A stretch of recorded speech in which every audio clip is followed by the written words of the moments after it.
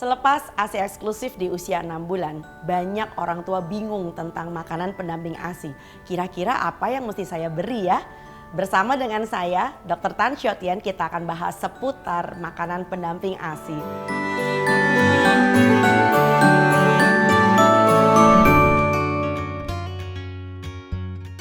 Selayaknya makanan pendamping ASI diberikan sekitar bayi berusia 6 bulan. Karena pada saat itu bayi sudah siap untuk mendapatkan makanan padat pertama kalinya setelah ASI eksklusif.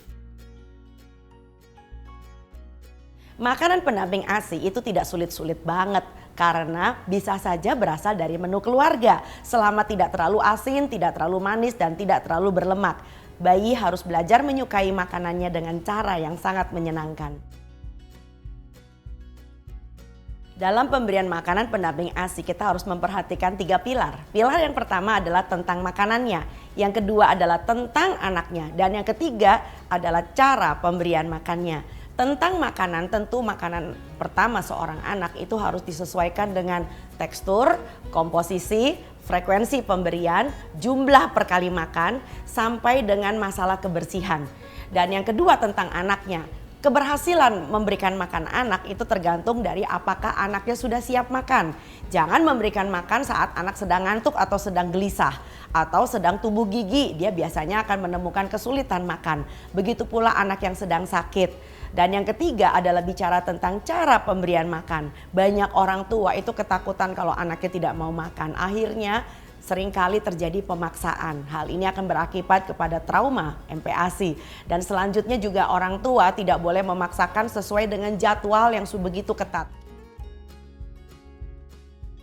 Sebetulnya makanan pendamping ASI dan cara pemberiannya itu tidak sulit-sulit amat.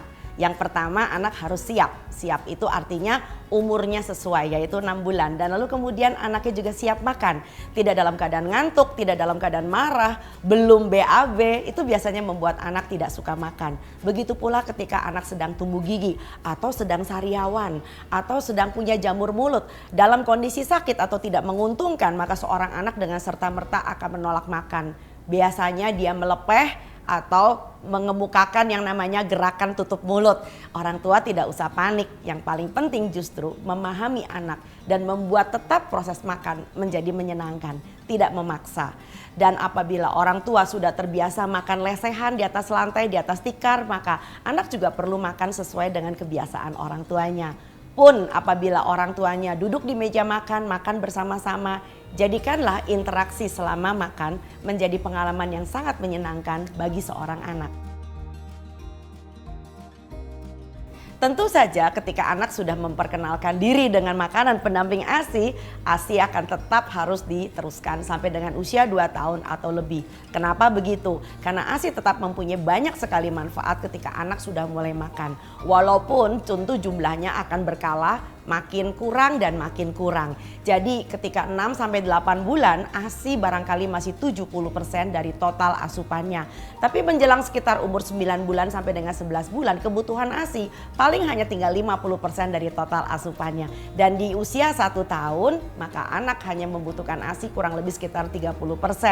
Tapi nggak usah khawatir, walaupun anakmu sudah makan ASInya akan berkurang, tapi ASI tetap dibutuhkan karena dari situ anak tetap mendapatkan antibodi dan juga hubungan batin dengan orang tua, hubungan batin dengan ibunya akan tetap terjaga. Tentu saja masih banyak pertanyaan seputar makanan pendamping ASI.